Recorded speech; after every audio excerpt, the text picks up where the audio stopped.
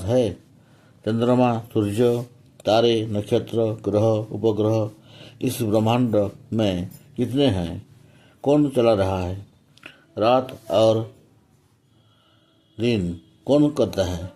आकाश में, अवकाश में इतने भारी लोग कैसे, किसके सहारे ठहरे हैं? क्या आप जानते हैं? पृथ्वी, जल, अग्नि, वायु, आकाश और इतने लोक, परलोक आदि किसने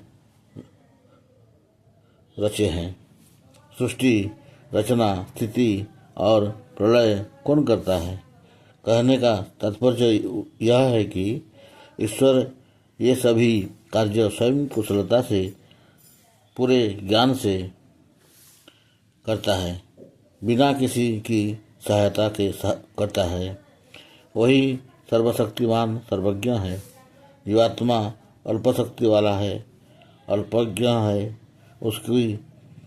उसको उन्नति और अपवर्ग के लिए वेद ज्ञान की आवश्यकता पड़ती है, जो केवल परमात्मा ही पूरी करता है, क्योंकि वेद का अमृत बरसाने वाला स्वयं ईश्वर ही है।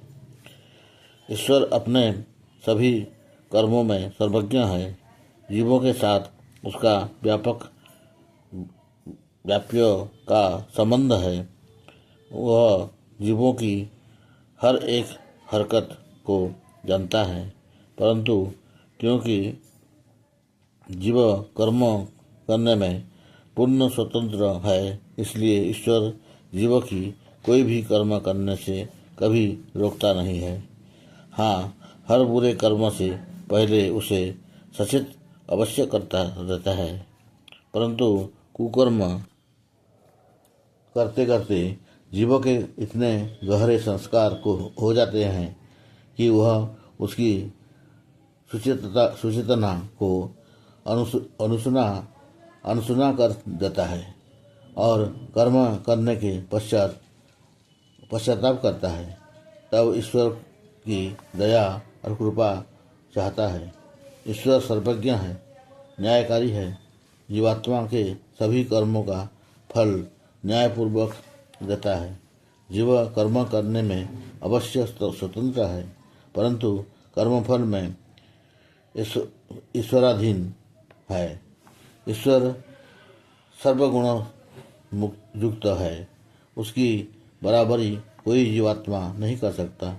जितनी भी जीवात्मा इस ब्रह्मांड में हैं, सब मिलकर भी ईश्वर को पूर्ण रूपेण जान नहीं सकती। न ही कोई जीवात्मा किसी तत्व की रचना कर सकती है। ईश्वर इतना विशाल ब्रह्मांड रचकर धारण करता है, सब जीवों के कर्मफल प्रदान करता है, सब जीवों को भोग देता है। क्या यह कोई अल्प ज्ञान वाला कर सकता है? कभी नहीं। यह सर्वज्ञ ही कर सकता है। ईश्वर सदा एक रस, वर्तमान और अखंडित रहता है।